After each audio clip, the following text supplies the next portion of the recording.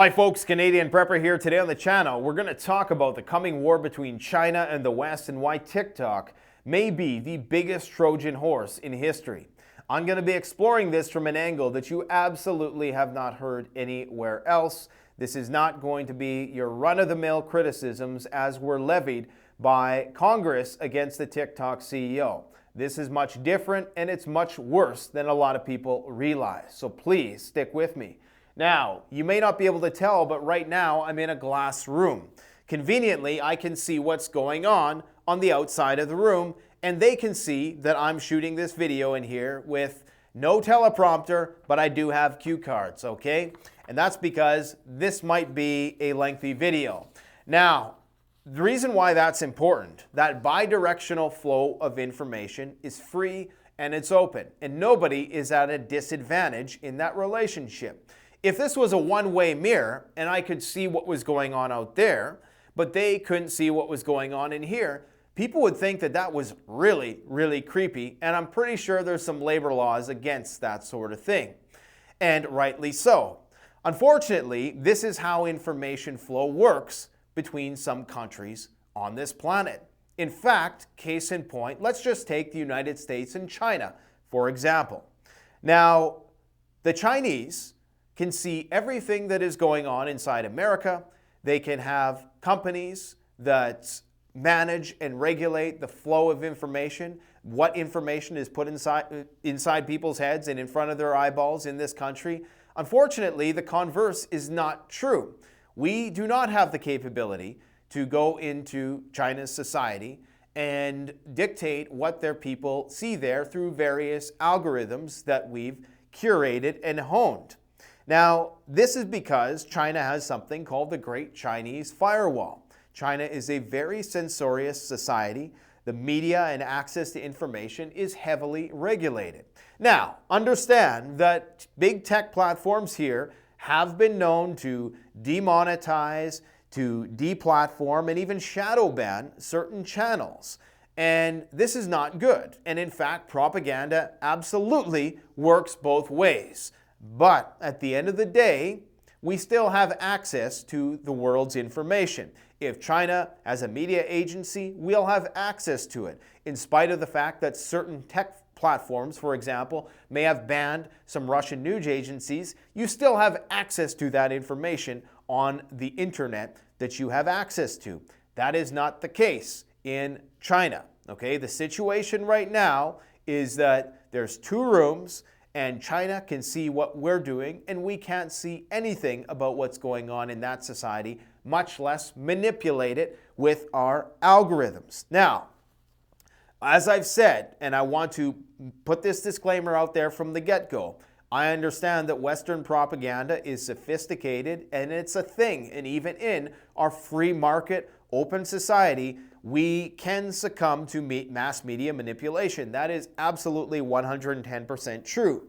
But there's a certain romanticization that is happening right now with the dethroning of the Pax Americana and the US dollar and the emergence of the BRICS nations, things that we in fact have been talking about for over a year now at least. But we must make sure that we don't make the mistake of glorifying what is happening right now and glorifying our own disadvantage, which indeed at the end of the day puts us at a major strategic disadvantage, and this is why there's a 99% chance that TikTok is going to be banned in some way. If not, their entire business model is going to have to be restructured so that none of that information is controlled by people within China, and none of that information is going back to China. And I cannot see that happening. It's important to understand that anything that emerged and spawned from an environment that was so heavily regulated and controlled by a centralized authoritarian power probably can't be a good thing when it comes to information gathering and the dissemination of information in another free open market society. Now, some people might say, well, this is a test for the resiliency and durability of our Western free market principles. That yes, even an authoritarian regime can come in and attempt to sow division and to dumb us down, but still we will find a way to overcome and resist because that's the superiority of the free market economy. I'm not so confident that that's going to be the case. You need to understand that TikTok is banned in China for a reason. They have their own version of it. It's called something else, but it's a completely different platform. There's a reason, namely because it decreases productivity and it warps people's minds. It's all about increasing productivity. You cannot be a productive person who is learning, who is just producing stuff, coming up with new ideas and innovating if you are distracted for 8 hours of the day for something which at the end of the day, when you put your phone down after TikTok binge, what have you learned? Has it inspired you to do anything? Some people might say yes. I would argue the contrary. I would argue that there might be some inspirational TikToks, there might be some cool ideas, but most people are never going to actually go forward and execute those ideas because they're just moving to the next TikTok. Anyways, there's a reason why pornography is illegal in China. And of course, it comes down to how they want to structure their society. There's a reason why China has banned people under the age of 18 from having access to video games for more than 3 hours a week. There's a reason why they monitor all internet access, why the government blocks various content on websites, and why companies are obliged to impose self-censorship mechanisms within the country to ensure that people don't have access to any information which might run counter to the interests of the centralized power there. Now, they also use a real ID system, meaning that when you access the internet, the government knows who you are. You cannot do it anonymously. Well, I'm sure there are ways to do it anonymously, but of course, by and large, most people are not going to do that. Now, the first and most important thing to understand with TikTok is that I think we all viscerally know that this type of information is wrong, or this type of content platform is wrong in the sense that it does diminish productivity. Think of what TikTok does to us as a society. It sows division, okay? You have a situation in which, and I can attest to this, TikTok is promoting very pro-China narratives, or in the very least, something that is going to get people here fighting. It's all about creating drama. It promotes narcissism with the filters. It makes you think that you are not as beautiful as you are. You have to put this filter on your face, then you go and you look in the mirror, and that's not what you see in the filter. So it promotes self-hatred and narcissism and mental health above all of the other more important things from a national security standpoint. That's what it does. It also dumbs us down. It really does make us dumb. And this is why in Douyin, which is the TikTok equivalent in China, they promote educational content. That's what they want their people to see. They want to create a population that is smarter, not dumber, so they can build the war machines that they're going to need to go to war with the West in the future. Meanwhile, we're just going to be a bunch of idiots talking to ChatGPT. So they explicitly dumb down the content on TikTok. And it's not even so much that they're doing that intentionally. It's just that's the mechanism. That's human nature to gravitate towards Schadenfreude type information, which is voyeuristic, which shows, just dumb stuff, mind-numbing trash. Okay, it's like the Muzak of content. It's just, there's nothing there. There's no depth to it. And over time, the algorithm becomes trained to that. Because the fact is, nobody wants to sit through an hour-long physics course. Okay, if you did, there would be more people in physics. So there's a tendency away from complexity as far as the human mind is concerned. Now, for some people, there are exceptions, which is why many people seek long-form, erudite content here on YouTube. But for the most part, the average person, when you start going down that rabbit hole, even Elon Musk, the guy who, by some people's standards is one of the smartest people of our time, and some people say, okay, he's just an entrepreneur, he stole people's ideas, whatever. The guy still puts a fart button in the Tesla, okay? That's a classic example. On the one hand, he's sending rockets into space, and on the other hand, he's putting Doge as the Twitter icon. So TikTok wastes time, it makes us less productive, it's inflammatory, there's gross copyright violations. I mean, you can just post anything you want on TikTok and it's probably not going to get flagged. There's a sexualizing component to it, obviously, and of course TikTok is not the only one who is guilty of this, and a lot of our own social media platforms are guilty of this. However, it's unfair from a national security standpoint because they can mess with us, but we can't mess with them. It shares more of your data than any other app on your phone. In fact, coincidentally, just this morning, my phone told me that, hey, TikTok is taking up a lot of data in the background. You should probably turn it off. That's concerning, especially when you consider that they're allowing more access from third parties to your information than any other app, okay? So this interface is explicitly designed to hijack your attention span and your dopamine receptors. It's just like the same psychological principles that are employed in a casino. They want to keep you there as long as possible so that they can serve up as much ads as possible. But it's different from YouTube in the sense that YouTube with long form content, I find personally that I'm seeking out content which is intellectually stimulating as opposed to just an algorithm serving me whatever it wants. There's still an element of choice. Now, YouTube, Instagram, and other platforms have tried to replicate the TikTok algorithm and they've all failed. There is nothing more addicting than TikTok. It is the crack cocaine of social media, and nobody can deny that. So you could maybe say, as I've said at the beginning, that this is a test of our free market principles. Sure, let Chinese companies come in here and mess with us all they want. The free market will prevail and something will be created by an American company which is better than that. That may well be the case. But aside the simple act of surveilling our entire society, well, at least the probably 100 million North Americans who have this data on their phones, and understand that means that they have access to your camera, to your audio, to whatever other apps you're on. I'm pretty sure, and I don't know the exact statistic, but they collect more of your data than any other app and they share more than any other app. Okay, so this is incredibly important. It's also important to understand that they are actively trying to sow division within the society and shape public opinion.